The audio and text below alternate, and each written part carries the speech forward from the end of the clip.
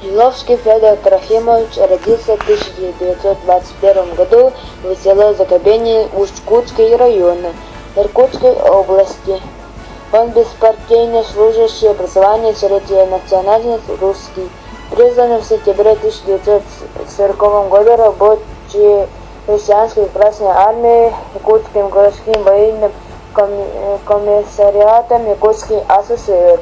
В Отечественной войне участвовал с июня 1941 году, служил радиотелеграфистом, начальником рации роты связи в воинском части 684 стрелкового полка 409 стрелковой дивизии, воевал с июня 1941 года по май 1945 года, имеет 3 ранения. Первое ранение получил 12 сентября 1941 года, имеет контузию.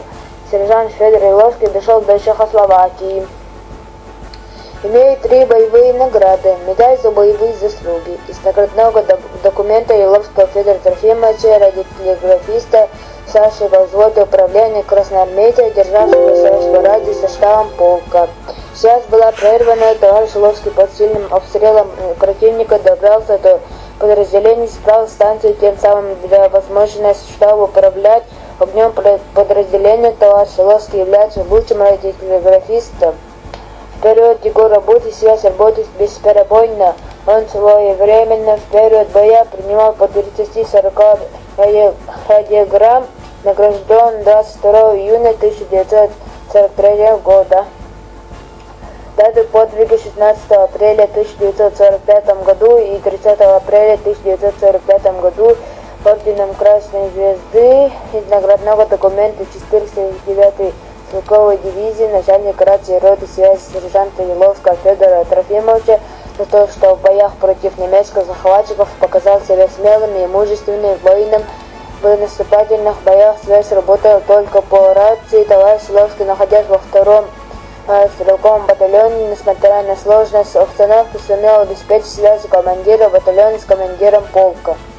В бою 27 апреля 1945 году в районе высоты метки 222 в Чехословакии при отражении вражеской контратаки осколком вражеского снаряда повредила рацию товарища Еловского. Под огнем противника товарищ Еловский сумел быстро отремонтировать рацию и обеспечить связь из подразделения. Боевые награды, медаль за отвагу. Дата подвига товарища Еловского 27 апреля 1945 году наградил 684 стрелковый полк, 409 стрелковая дивизия 1-го Украинского фронта, приказ подразделения номер 14 от 25 мая 1945 году.